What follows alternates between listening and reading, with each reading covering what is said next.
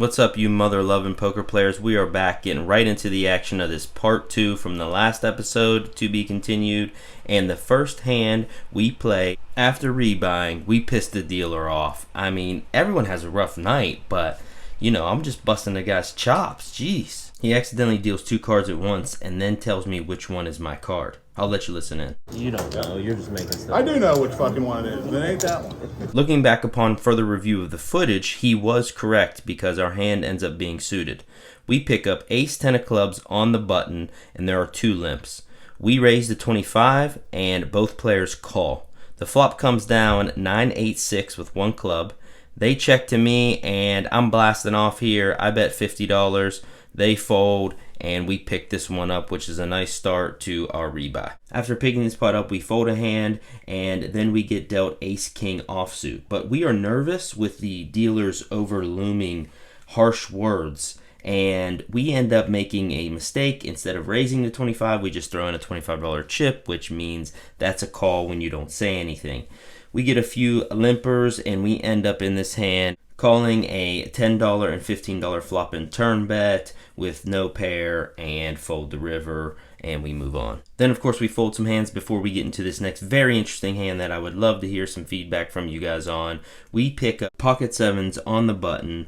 There was a raise to $20 from early position and 4 callers. Now it's on me, and I want to thin this field in position, so I raise to $100. Looking back, this is a little light considering what is already in the pot. Now I think if I'm going to try and just pick up the pot here at this game, I need to be making this raise in between $140 and $175. So I get 3 callers of the $100 and 2 people fold. Now we're off to a not so great flop of ace-6-3 all hearts. But now the action checks to me. No way I'm betting this into 3 players with an ace and 3 hearts. I'm all but pretty much done with the hand here, so I check. And now the turn gets interesting with the 7 of hearts. And once again, the action checks to me. I think if anyone had a king or queen of hearts, maybe even a jack, they would have bet this turn after the flop had checked through. Maybe someone has a very small heart they want to get the showdown with, and a bet here could take that down. And even if it doesn't, we now have outs and plenty of equity. So I bet $100, and no one calls, which is a nice over $400 pot to pick up right here.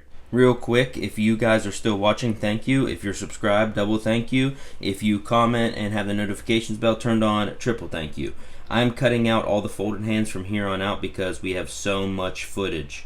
This is the longest session I've played for a video, and we have 6.5 hours of footage I have to cut down. So here we are picking up 8-9 of diamonds. It's folded to me in middle position, and I raised it $25.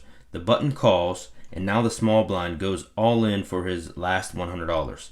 I'm up for a gamble, and it's not the worst hand to call with getting 2-1 plus implied odds of the button calls. And in this situation, I'm not really worried about the button re-raising.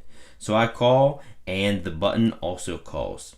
The flop comes down ace-6-6, 2 diamonds. I could bet this flop, but I wouldn't mind seeing a free turn since there's no side pot. I check, but the button now bets $100. I have a choice to call or fold clearly or re-raise. But the button only has $170 more. And I'm almost never folding the turn after this call on the flop, so I just elect to get it in and check raise all in. The button thinks for a long time before folding, thinking I had a 6. Which is awesome because now we are free rolling in this hand after winning that $100. Add in the additional $100 the button has in the main, and we're only heads up. So this is great news. The turn ends up being the 4 of clubs and the river, the 3 of diamonds, giving us the flush. I roll my hand and we take it down. Let's go. The next hand we play is ace-jack offsuit. There is 1 limp, and I raise the $30. The big blind calls and the limper calls. We are 3 ways to a flop that comes down jack 7-4 all clubs. Not a great flop, but we did flop top. So it checks to me, and I decide to bet $35 here. I end up getting check raised by the big blind to 135. And I feel like I just want to talk about this for a second because it's interesting. The under the gun now goes into the tank for a very long time, and he's looking like he's trying to figure out what to do with his hand versus trying to figure out what we may have. And this really tips me off, and he ends up just flatting, which seems super strong. So clearly we're going to fold with ace-jack here. But if I had any 2 pair combos, I would probably be folding them also. Possibly even a set of 4s, because with this kind of action and these players, I think that it's definitely highly likely that they're very strong, both of them. It ends up turning out after we fold that the under the gun player flopped the flush and the big blind flopped the set, and the board doesn't end up pairing, so the flush wins. After this, we call a $15 raise with king queen offsuit and fold the flop, and then we pick up pocket 9s. There's 4 limps. I'm in the big blind and I make it $40. I get 1 caller in the cutoff. The flop is ace king 10. It's better for our range, so we go ahead and lead out for 50. He jams all in for like $500 and we insta fold. Just a few hands later, we pick up pocket queens on the button. The hand before this, the under the gun player lost the hand and was pretty tilted, and he decides to open raise here to $80. 2-5-80 we're playing apparently. And it comes to me, it folds around to me, and I just decide, because he only has about 200 left in his stack, to jam all in. He thinks for a second and calls, and we hold our hand back. The flop is jack 10-8 with 2 spades. The turn's the ace of hearts. And the river I can't remember because he rolls over ace queen of spades, and we lose this big pot. That hand's got me pretty tilted. Next, we go for a small sweat from the Golden Donkey, but he ends up folding to a $5.50 flop bet with top pair. I don't know what's going on there. Anyways, back to our action. We get dealt queen 10 of diamonds in the small blind. The straddle's on the button, so we're first to act. I go ahead and call the $10, and the big blind now raises to $50. There is a late position call of $50. And the button also calls. So it's back to us, $40 to call, $160 pot. Think it's a little bit tough because we are out of position to all players, but I think it's a fine call getting 4-1. So we go ahead and make the call, and the flop comes down 8-7-3 with 2 diamonds. And I take a minute and think for a second, and I'm trying to figure out how to take this pot down right here, and I decide that a overbet is what could work. So I go ahead and just jam all in. And guess what? It works, and everyone folds, and we take this one down. In this next hand we play, there is a button straddle of $10, a few callers, and we pick up queen jack of diamonds. We are in late position. We raise to 45 and get 3 callers. Not ideal. We whiff the flop, and one of the early position limpers leads out for 75, and we just fold. In the last vlog, I mentioned if the Golden Donkey falls into you, it's good luck, and I'm here to attest to its magical ways. As the player passes me the card, he knocks over the Golden Donkey, falling onto the card. And here's what was said. Whoa. That's not good. It's not good. It's good for me. And can you guess what the top card was? It was none other than the 2 of spades. We're in the big blind here, and there are 3 limps, and now the small blind, the Golden Donkey himself, decides to raise to $15. I don't know what he's thinking. He knows I have the power of the donkey. He raised? Didn't know that. They're his damn donkeys, for comedy's sake. So we go ahead and call, and we get a few other callers. Flop comes down 2-4-2. Bazinga! I told you. He told us. We know. Flopping the joint, and now he leads into us for $20. I call. Everyone else folds. The turn is now a 9, and now he decides to check. We are definitely going for value here, so we bet $35. And once again, he calls. This is just insane. And now the river is a 9, which is not good for us. And he checks again. I should have thought for a while and made a bet here, but I ended up checking it back because without his Golden Donkeys, we probably would have never flopped like this. So we cut him a break. He tried to call us down with ace high. Speaking of ace high, the white magic continues when we pick up pocket aces. There is a straddle on the button. The small blind and big blind call the straddle, and now it's on us, and I raise to $50. The button straddler calls the $50, and the small blind and big blind fold, and now we're heads up to a flop of 5-4-5. I think sometimes I should be checking flops like this and allowing my opponent to bluff at them. But in this situation, I decided just to keep my foot on the pedal and bet $85. But sadly, he folds and we scoop up a decent pot. Hold on to your seats, folks, because this next hand gets interesting and rowdy. We pick up King-Queen offsuit. There are 2 limps and I raise to $20. I get 4 callers and we are off to a flop of Queen-Jack-4 with 2 hearts. There is 1 check and the next player bets $55. 2 callers and now it's on me. There is $265 in the pot and we have top pair with a backdoor straight draw.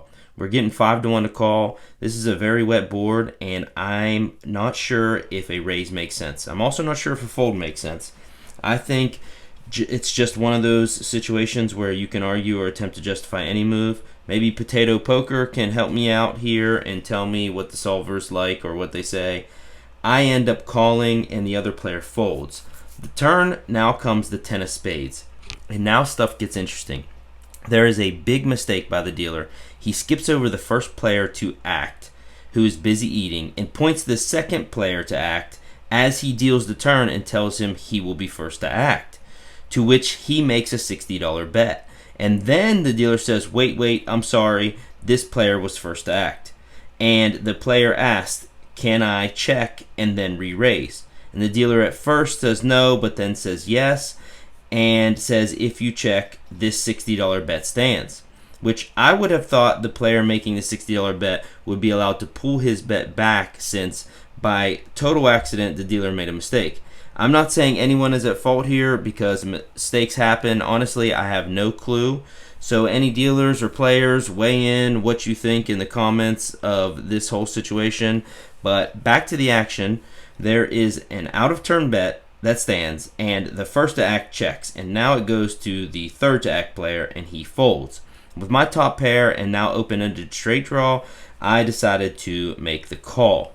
Now, once on the original first to act player who checked, he decides to check raise to $250. And, well, here's what ensues. You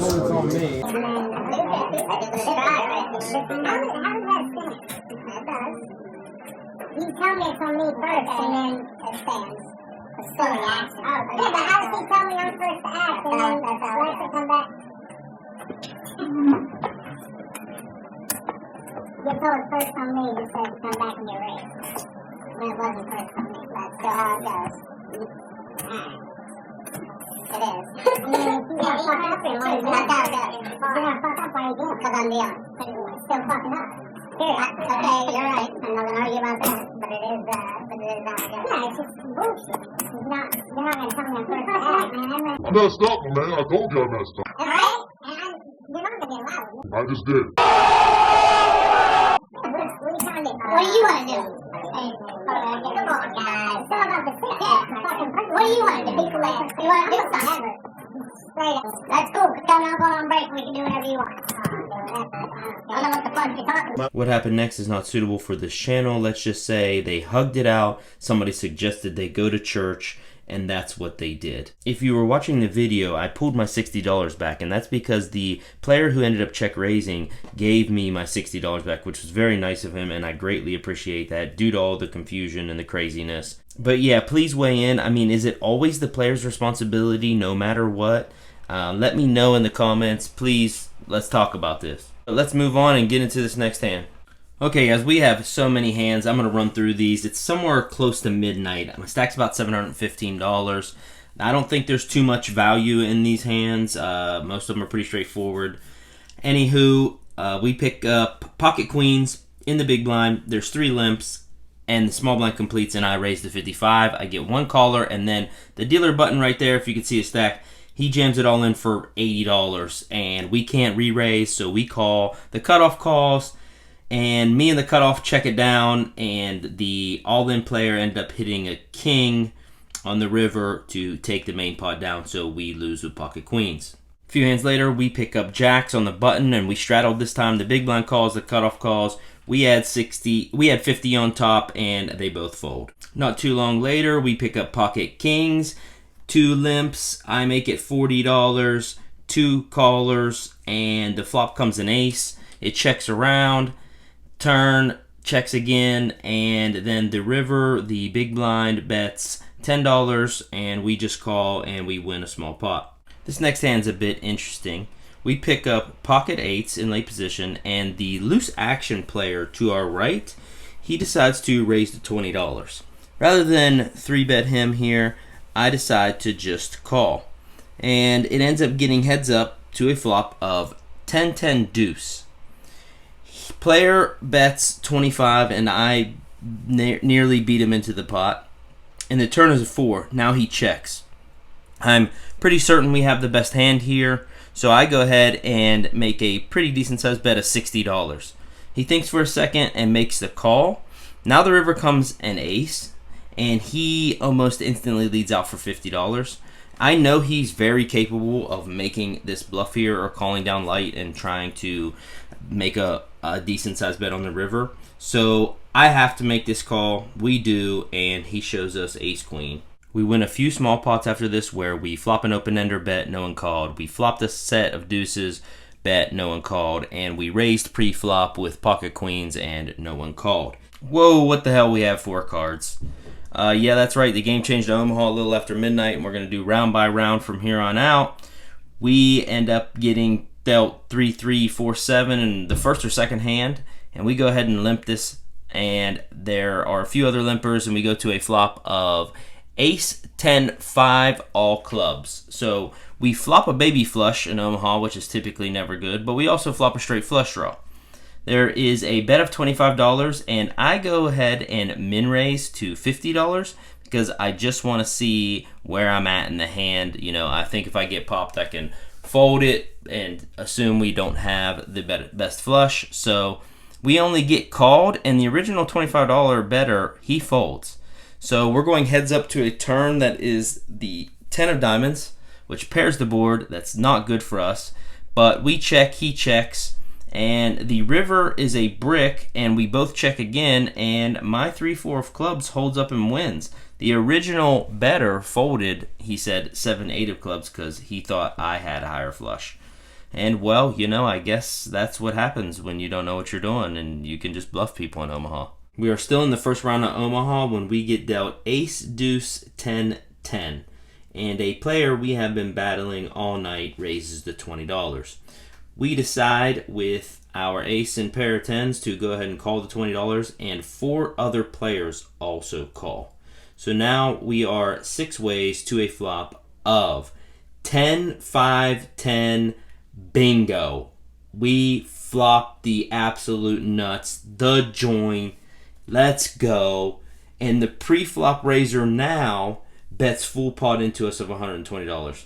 I need all this money, and I don't want to scare him off. There are no flush draws or straight draws, so it's really tough, I think, to raise here. And the only thing we would get possibly called by would be pocket fives or maybe aces or kings, maybe. So I like to just call. And now heading into the turn, he asked how much we have behind. I'm loving this. I tell him $525, but I'm so excited and nervous, I miscounted. I only have 480 behind. Everyone else folds, and we go to a turn of the Jack of Hearts, completing the rainbow. We cannot lose. He now bets out for $100. And typically when someone asks you what you have behind, it's because they're strong and asking how much so that they know what they can extract possibly. Knowing this, I can only assume he flopped the full house at this point, and I know I now have less than a pot size bet behind. So I go ahead and say the wonderful words of pot, and he asks for a count. After the 100 is taken in, it's 380 more to him, and he says, I can't fold for that, which is music to my ears. He calls, and he does show us pocket fives for a flop full house, and the river is the 6 of spades, not needed, and we win a 1.3K pot. Let's go. This hand got us unstuck. 5 hands later, still in the first round of Omaha, we are in the cutoff and get dealt ace, jack, queen, queen with 3 hearts. There are 2 limpettes. Yeah, we up now, so we talking shit again. I raise to $25 and get 3 callers. The flop is okay for us. It comes queen, queen, 4 mother truckers. Let's go. We flop quads again. They check to me, and I want them to catch up, so I check. The turn is a king. The same player who we beat with quads in the last hand now bets $40. Nothing much to do here. I just call, which is good because it brings in another caller. The river is the 10 of spades, and once again I have the stone cold nuts. The early position player checks, and our good friend now bets $85. Time to spring the trap. I bet pot. Early position folds, but sadly our friend doesn't fall for it this time, and he folds. But we can't not show quads, so we let him know we always have it. I know the title says back-to-back quads, guys, but I mean pretty much I didn't play any hands in between this, so, you know. We play a round of Hold'em, and after 7 hours, I am in this game for $1,000 and cash out for $1,545 for a profit of $545. What a session. The bankroll's back up to $5,624. Guys, let me know what you want to see from me. Please tell me what I'm doing that you like. Please tell me what you'd like me to add, change, help the vlogs out, anything like that. Please let me know. Hit me up on Instagram, Twitter, in the comments, whatever you see. Always remember, hit that like, comment, and subscribe button. Helps me out a ton, and it's free. So I'll see you guys next time.